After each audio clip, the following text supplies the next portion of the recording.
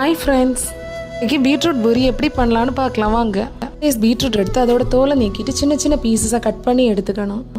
Beetroot பீசஸை ஒரு mixie ஜாரில் போட்டு அது கூடவே ஜீரகம், இஞ்சி, பூண்டு, பச்சை மிளகாய் ஆட் பண்ணி பேஸ்ட்டாக அரைச்சி எடுத்துக்கணும். ஒரு பவுலில் 2 கப் கோதுமை மாவு, அரைச்சி வச்ச பீட்ரூட் பேஸ்ட், தேவையான அளவு உப்பு, கொஞ்சமாக தண்ணி ஆட் பண்ணி மாவை நல்லா பிசைஞ்சு எடுத்துக்கிறேன். கொஞ்சமாக ஆயில் ஆட் பண்ணுறேன். மாவை இந்த பதத்துக்கு பிசைஞ்சு எடுத்துக்கணும். இன்னும் பால்ஸாக உருட்டி வச்சுருக்கேன். ஒரு கடாயில் எண்ணெய் ஆட் பண்ணுறேன். உருட்டி வச்சுருக்கிற மாவை இந்த மாதிரி பூரிக்கல்ல வச்சு ப்ரெஸ் பண்ணி எடுத்துக்கிறேன். எண்ணெய் சூடானது ப்ரெஸ் பண்ணி வச்சுருக்கிற மாவை எண்ணெயில் போடுறேன். பார்க்குறதுக்கு எவ்வளோ அழகாக கலர்ஃபுல்லாக ஃப்ளஃபியாக வருது பாருங்கள். பூரியை வேகிறதுக்காக இன்னொரு பக்கம் திருப்பி போடுறேன். ரொம்ப டேஸ்டி அண்ட் ஹெல்த்தியான பீட்ரூட் பூரி ரெடி ஆகிடுச்சு. இதை பிளேட்டில் எடுத்து மாற்றி வைக்கிறேன்.